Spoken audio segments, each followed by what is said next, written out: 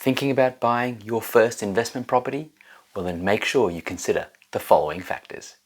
Hi, it's Nero here from Investment Rise, and in this video I want to talk about what you should be considering, or at least some of the factors you want to be considering if you're looking to buy your very first investment property.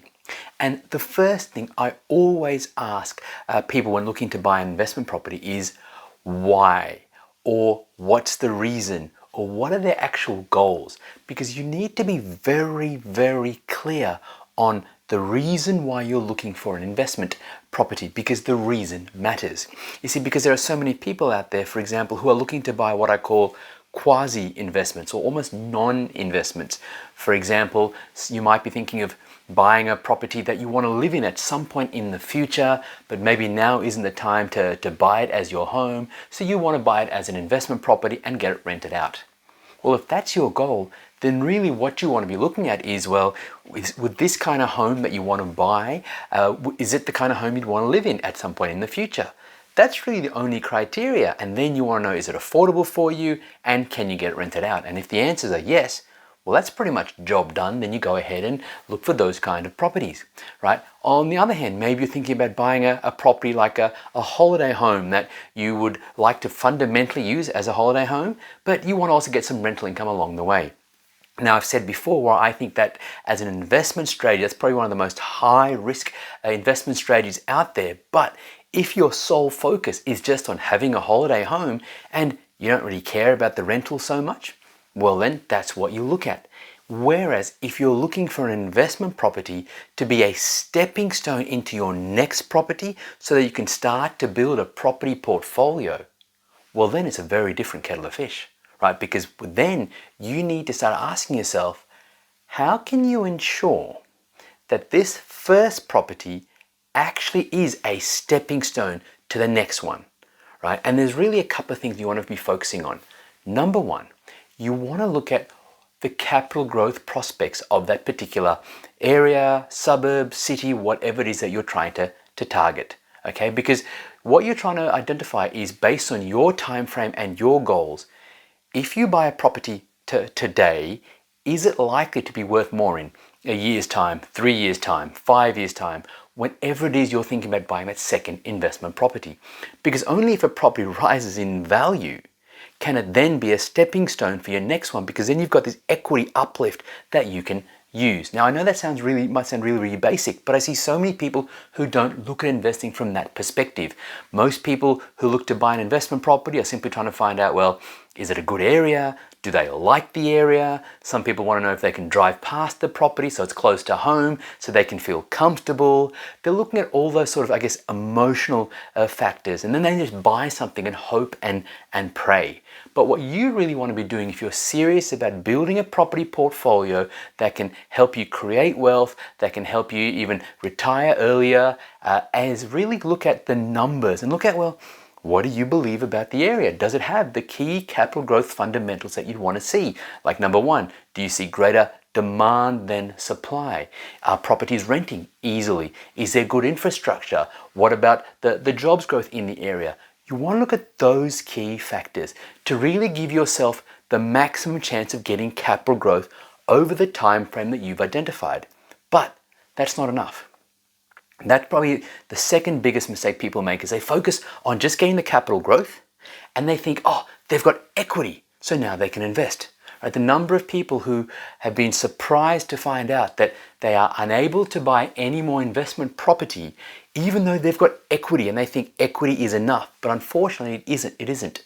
Because when a bank looks at you to give you the loan for maybe your second investment property, and let's just say you've got some significant equity in that first property, then they want to look at the cash flow profile of the property based on their calculators, and every bank does it a little bit differently.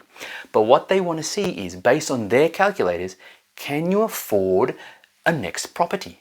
And if you've gone and bought yourself a highly negatively geared first investment property where the rent doesn't cover the mortgage and where you have to top it up every single month, then that's going to really count against you as you look to move forwards, right? So you want to make sure that if you're serious about building a property portfolio, not only are you going to be getting that capital growth, but you also want to ensure that the cash flow profile is right.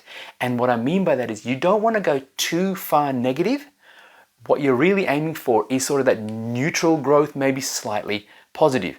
Now, of course, a lot of people say, well, where do you find those kind of properties that give you both growth and that really, really good rental return? Well, if you're asking that question, it might mean that you're looking at the wrong areas.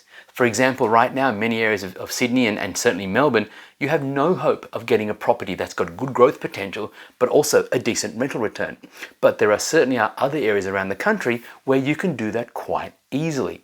Okay, so you want to be certain about your investing strategy. You want to ensure that that first property, it needs to be correct for you, because I've seen so many people who buy property as an investment on emotion, or because their accountant tells them to, or because friends and families tell them to, and they just buy something maybe across the road from where they live, or in the adjoining suburb or whatever. And the area itself may be good from a livability perspective, it may have a good socio-economic perspective, but it doesn't stack up from a numbers perspective for their particular situation. All right, so always make sure you're clear on your goals, you're clear on your reason why, and then you go and find that ideal investment property for you. It's not necessarily going to be a property that you're looking to live in. It's a property for you that's going to make you the most amount of money in the safest and quickest fashion. Now, of course, if after you've done all that research, you can then go and find a property that's under market value, so much the better. But don't go and focus on buying something under market value first if the area doesn't have any great capital growth potential, if the cash flow profile isn't right, because it doesn't really matter in the long term. It's still going to count against you. All right, so be clear on your goals and reasons first before you go looking at the kind of property. That's the first thing. The second thing you want to always look at, and I would say that if I did a straw poll of 100 investors out there, I would say over 90% of them would not be able to answer this question, and it's this: what's the vacancy rate of the area you're targeting in?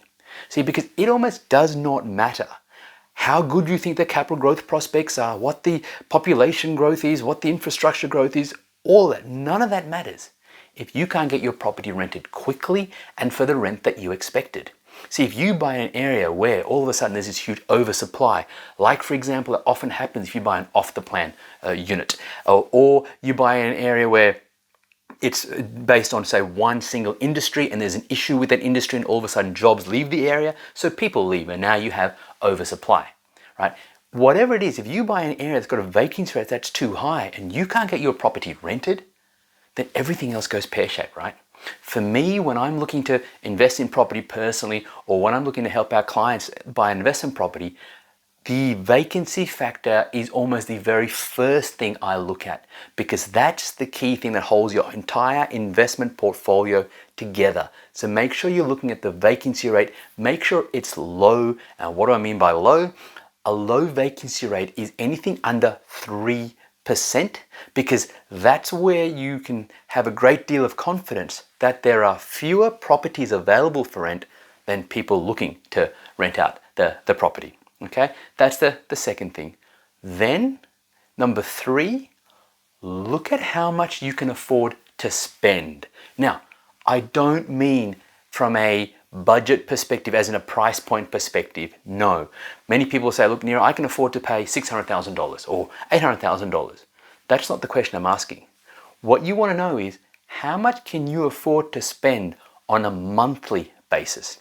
See, if you buy a property that's maybe slightly negative is based on people's opinion. What's slightly negative for you might be massively negative for someone else, and vice versa. All right. So if, for example, you tell me that you can only afford, say, $200 a month to spend on that investment property on a month-to-month basis. So what I'm saying by that is, you're happy to buy a property that's got great growth potential, but you don't want the shortfall every month, or the amount of money that you have to put into the property every month, to be more than $200. Well, if that's the case, and that's where you want to start, by looking at what the property cost is on an ongoing basis, what the rental income is, and you want to do a cash flow analysis. Now, of course, I don't always advocate going negative, but If you also believe that the area has great potential, you believe there's greater demand than supply, and therefore you believe that over time rents will rise and the area will go from being slightly negative to slightly positive, fantastic. But you want to ensure that you've done your numbers correctly so you don't buy a property that's going to cost you too much and hurt your lifestyle on a month-to-month basis. Okay? On the flip side, if you want to go positive and you want to look at markets which have a positive cash flow, well, obviously that's going to help you from a lifestyle perspective, and it's also going to help you from a borrowing capacity perspective, right? But if you also want to look at growth, well, then you need to look at those kinds of markets, and or you want to look at those kinds of properties that give you both. For example, maybe it's a dual income property close to key infrastructure, or maybe it's a duplex. Both of those properties have two lots of a rental income coming in, and does the rental income more than offset your ongoing costs? Right? So once you go through this sort of three-step process that I've outlined here, what you'll find is that you have much greater clarity about what's right for you from an investment perspective. Remember, this has got nothing to do with your own home. It's got nothing necessarily to do with if that's a good suburb to ask or to invest in or not. Sure, you'll ask that question later on. That's not where you start. You want to start with your goals and your reasons. You want to look at the vacancy factor if you're really focusing on investment portfolio. You want to look at how much you can afford to spend, and fundamentally, if you're serious about investing in property, you want to make sure that that first investment property is a stepping stone to the next one. And hopefully everything I've outlined in this video will help you make that right decision. Hey, thanks so much for watching. If you found this video valuable and you're thinking you might like my help to help you find an investment property, then head on over to nerocall.com to discover our unique 5-step process that's helped my private client group purchase now well over $66.2 million worth of property. And then if you like what you see, you can book in for a half-hour phone consult with me personally. Either way, thanks again for watching.